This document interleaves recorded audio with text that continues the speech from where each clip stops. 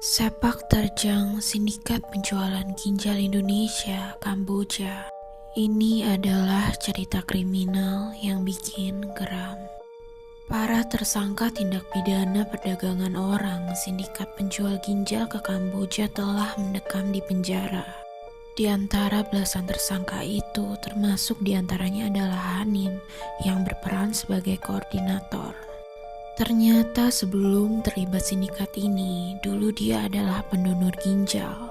Karena terimpit kondisi perekonomian, dia mencari informasi seputar jual ginjal di internet. Setelah mendapat informasi tersebut, ia langsung ke kontrakan broker itu di daerah Bojonggede. Proses donor ginjal yang dia lakukan, kata Hanim, terjadi di salah satu rumah sakit di Jakarta, namun gagal karena tak dapat izin dari istri. Akhirnya Hanim menunggu di rumah broker itu, alih-alih bilang ke istri kerja proyek. Setelah setahun menunggu, Hanim dan broker memutuskan untuk pergi ke Kamboja. Hanim berangkat bersama dua temannya yang juga hendak mendonorkan ginjal. Besoknya itu dilakukan operasi. Setelah operasi masa penyembuhan sekitar 10 hari dan Hanim kembali ke Indonesia. Hanim mengaku mendapatkan bayaran 120 juta rupiah setelah menjual salah satu ginjalnya.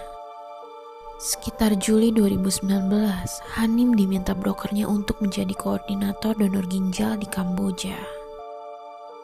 Dia pun mengungkap bagaimana modus sindikat yang dia pimpin mendapatkan donor ginjal. Mulanya, broker akan mencarikan calon pendonor melalui media sosial Facebook. Broker tersebut membuat beberapa grup Facebook, diantaranya Forum Donor Ginjal Indonesia, kemudian donor ginjal luar negeri juga. Jika ada calon pendonor yang memposting di situ, harus langsung inbox, jangan berkomentar. Dia mengaku tidak berperan sama sekali di dalam memberangkatkan pasien di Indonesia ke Kamboja. Seperti diketahui, Polda Metro Jaya menetapkan 15 orang tersangka termasuk satu oknum polisi berinisial M alias D yang berpangkat Aibda karena turut terlibat.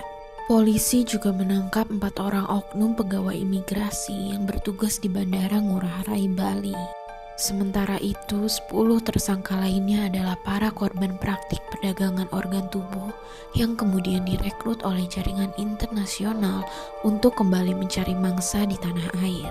Selain itu, ada seorang lainnya yang berinisial H, merupakan penyambung antara korban dengan rumah sakit tempat transplantasi dilakukan. Data kepolisian pada rentang Maret sampai Juni 2023, jaringan tersangka Hanim sudah memberangkatkan 18 pendonor ginjal ke Kamboja melalui Bandara Internasional I Gusti Ngurah Rai. Hingga saat ini, polisi masih melakukan penyelidikan lebih jauh dan memburu pelaku lainnya.